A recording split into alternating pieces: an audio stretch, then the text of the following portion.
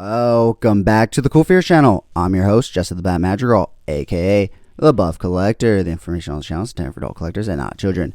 And welcome to episode 39 of my in-depth behind-the-scenes toy photography video series here on the Cool Fears channel. If you do enjoy this video, please remember to give it a like, share, comment, and subscribe. Shout out and thank you to channel sponsor Entertainment Earth. Check out my Entertainment Earth affiliate link down in the description below to check out some cool figures, get some free shipping, and of course, help support the channel.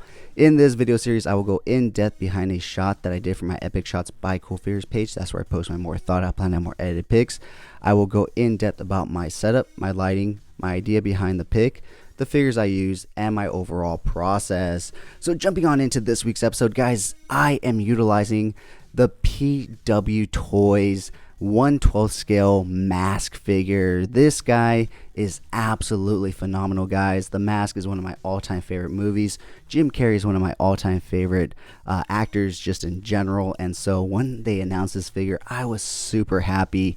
And I've actually had this pick here in my mind for quite some time.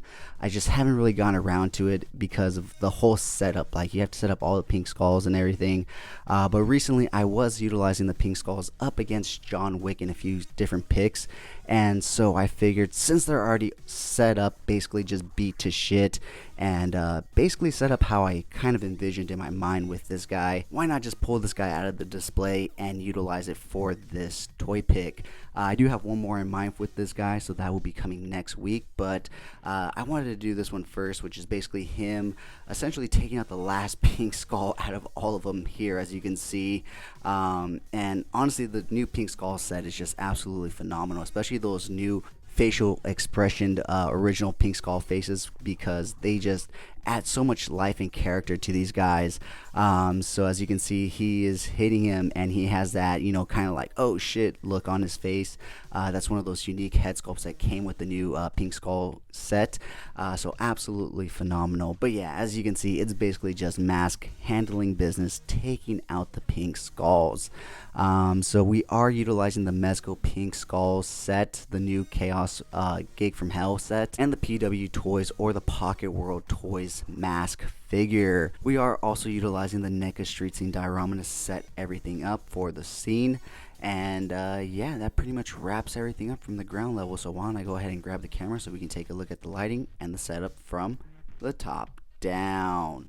Alright guys, so here we are taking a look at the setup from the top down. We do have two key lights at full brightness in order to light everything up, and then we do have a cool blue light right here to add a little coolness to it in order to contrast with the warm orange light back there. I always decide to put a warm orange light back there because it really adds some atmosphere and life to that alleyway back there, and it helps really capture the atmosphere aerosol and give it like an ominous feeling. I do have one cube light right here which I want to capture real quick because it is dying on me.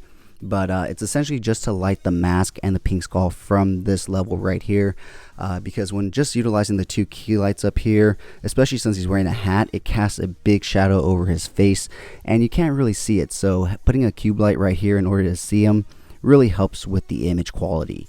We do also have another cube light back there in order to capture all the atmosphere aerosol in the back.